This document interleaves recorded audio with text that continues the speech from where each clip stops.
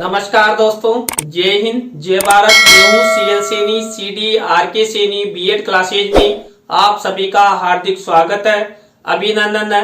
दोस्तों, हमारे इस चैनल के माध्यम से आप द्वारा जो हमारे इस हेल्पलाइन नंबर पर आपके B.Ed पाठ्यक्रम, आपके D.Ed पाठ्यक्रम, आपके BA B.Ed पाठ्यक्रम या BSc B.Ed पाठ्यक्रम पर जो कंटेंट हमें भेजे जाते हैं, उन कंटेंट्स पर हम आपको समझाने का प्रयास करते हैं, आपके साथ चर्चा करते हैं।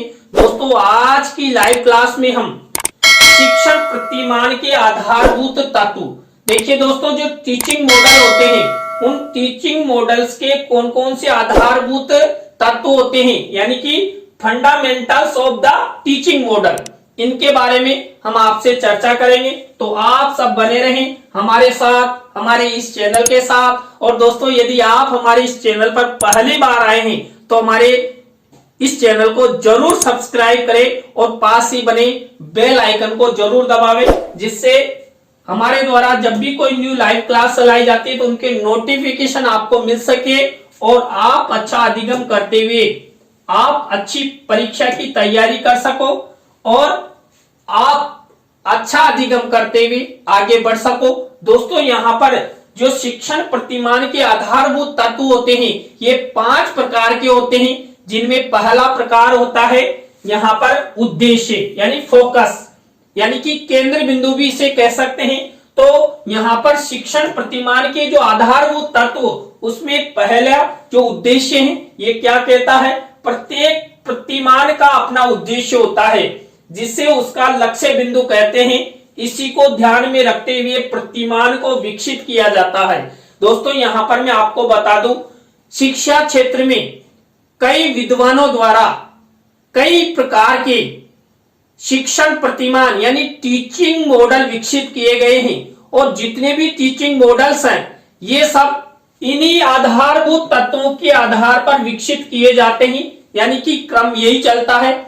तो वहां पर भी प्रत्येक टीचिंग मॉडल्स का जो आधारभूत तत्व होता है, उसमें पहला बिंदु ही फोकस होता है, यानी कि उद्देश्य निर्धारित किया जाता है।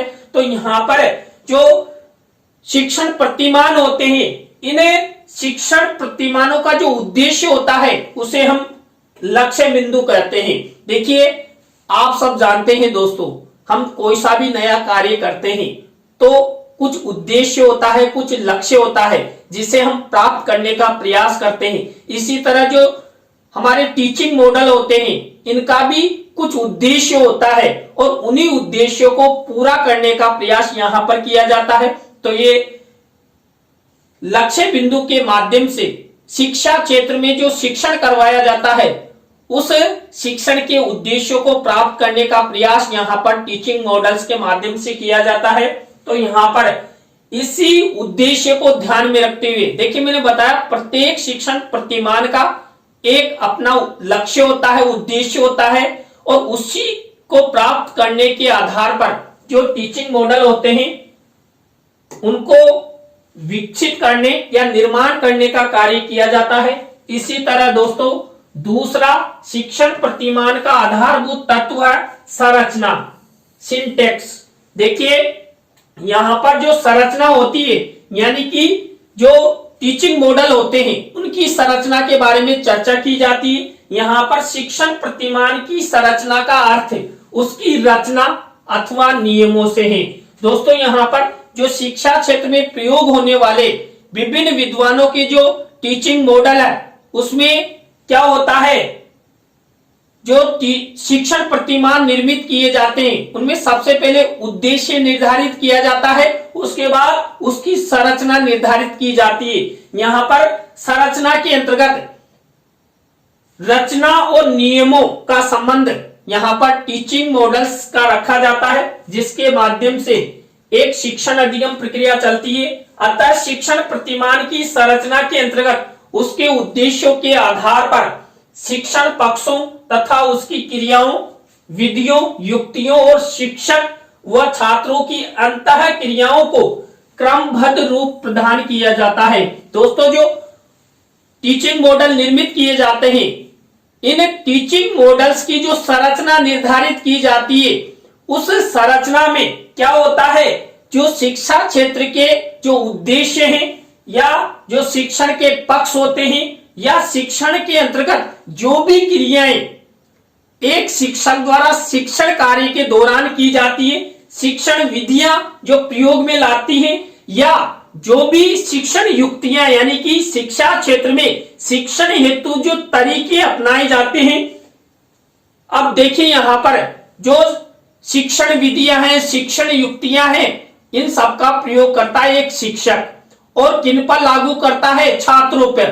तो यहां पर जो शिक्षक और छात्र की जो अंतः क्रिया होती है उसके लिए यहां पर शिक्षण प्रतिमान की संरचना निर्धारित की जाती है, जिससे शिक्षक छात्रों को अच्छा शिक्षण करवाए, सीखने की उपयुक्त परिस्थितियां उत्पन्न की जा सके और प्रतिमान के लक्ष्य को सरलता से प्राप्त किया जा सके।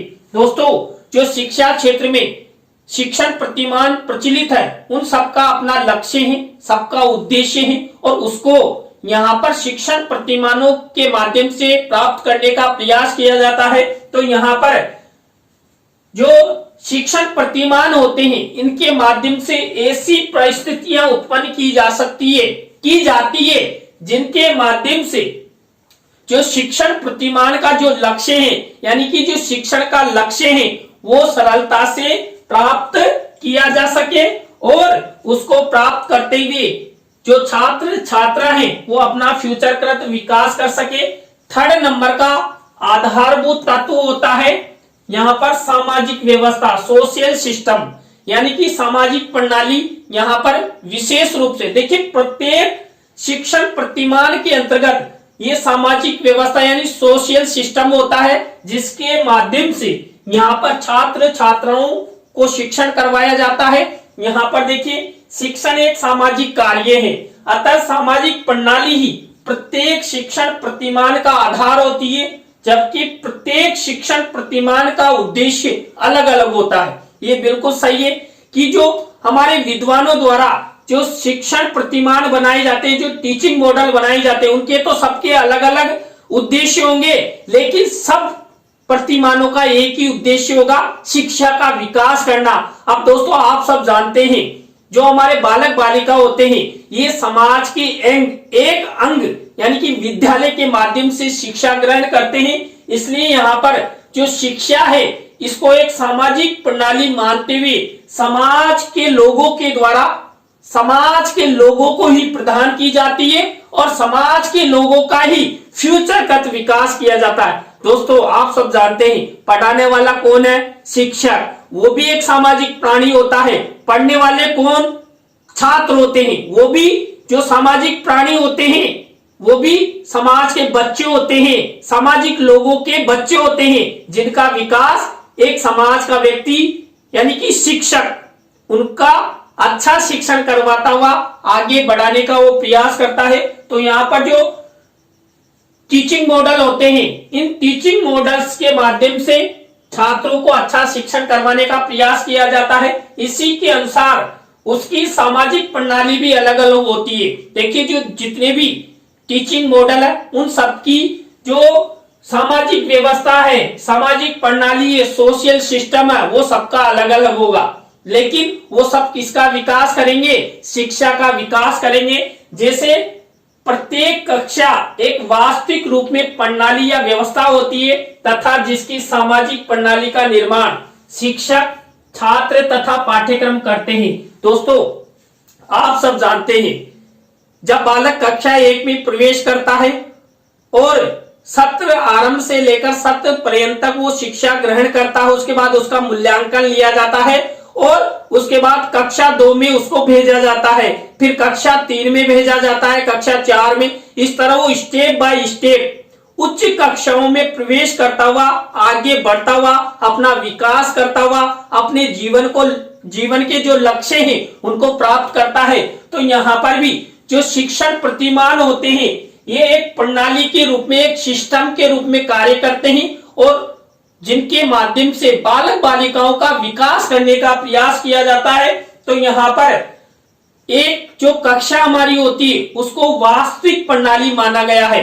और देखिए यहाँ पर जो सामाजिक प्रणाली होती है, इस सामाजिक प्रणाली का निर्माण एक शिक्षक, एक छात्र और पाठ्यक्रम करता है।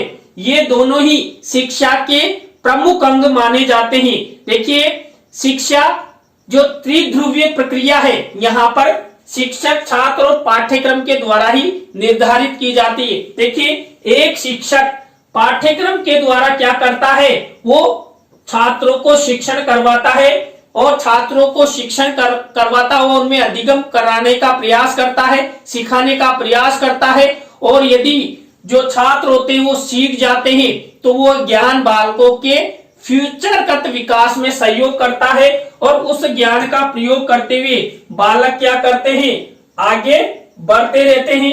इसी तरह दोस्तों नेक्स्ट यहाँ पर यही चीजें अपनी अंतः क्रियाओं के द्वारा कक्षा में शिक्षण कार्य को सक्रिय बनाते हैं, जिससे छात्रों के व्यवहार में अपेक्षित परिवर्तन हो सके।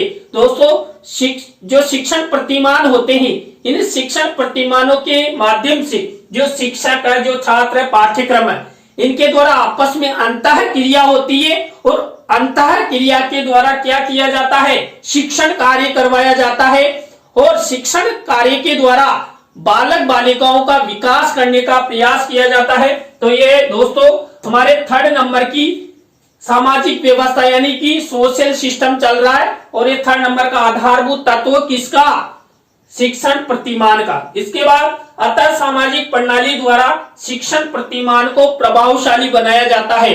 देखिए यहाँ पर हमने बात कर ली जो सामाजिक प्रणाली है, इस सामाजिक प्रणाली के प्रमुख अंग किन्हें माना गया है, शिक्षक को और छात्रों को। अभी शिक्षक और छात्र इस पाठ्यक्रम के द्वारा यहाँ पर अंतः क्रिया करते हैं और अपना विकास करते हैं। तो इस तरह बालक बालिकाओं का विकास शिक्षण प्रतिमानों के माध्यम से सामाजिक व्यवस्थाओं के अंतर्गत होता है।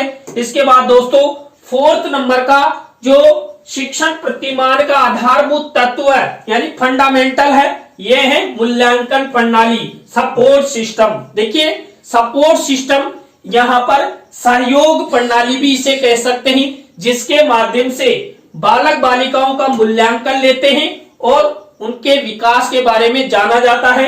मूल्यांकन प्रणाली में मौखिक अथवा लिखित परीक्षाओं द्वारा यह जाना जाता है कि शिक्षण प्रतिमान का उद्देश्य प्राप्त हुआ है कि नहीं हुआ है। दोस्तों शिक्षा क्षेत्र में मान लीजिए किसी विद्वान का, मान लीजिए ग्लेसर ही है, रॉबर्ट ग्लेसर है, उसका शिक्षण प्रतिमान प्रयोग किया जाता है। अब देखिए यहाँ पर सबसे पहले लक्ष्य है, सामाजिक व्यवस्थाएं, संरचनाएं हैं और जब बालक बालिकाओं का मूल्यांकन किया जाएगा, मूल्यांकन मौखिक और लिखित रूप में। अब यहाँ पर छात्रों का मूल्यांकन किया जाएगा तभी तो पता लगेगा कि छात्रों ने वास्तव में शिक्षण किया है कि नहीं किया है। उस शिक्षण प्रतिमान के द्वारा छात्रों ने कितना ग्रहण किया, उनका क्या परिणाम हुआ, कौन से छात्र ने कितने अंक प्राप्त किए। दूसरे शब्दों में इस प्रणाली से शिक्षण प्रतिमान के उद्देश्यों की सफलता अथवा असफलता का पता लगाया जा सकता है।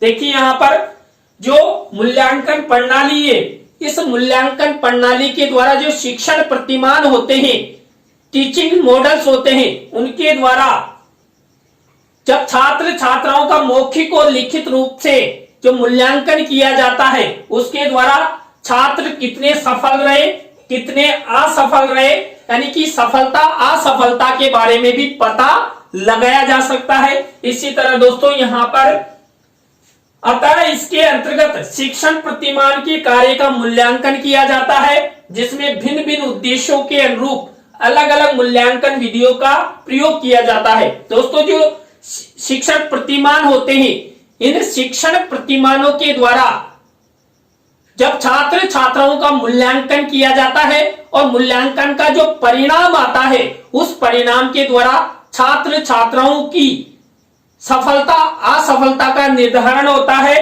और यहाँ पर पता भी लग जाता है कि कौन सा शिक्षण प्रतिमान कितना सफल है, कितना असफल है, किस शिक्षण प्रतिमान के द्वारा छात्र अच्छा अधिगम कर सकते हैं, किस प्रतिमान में इतनी ज्यादा क्षमता है कि वो अच्छा बालकों का विकास कर सकता है।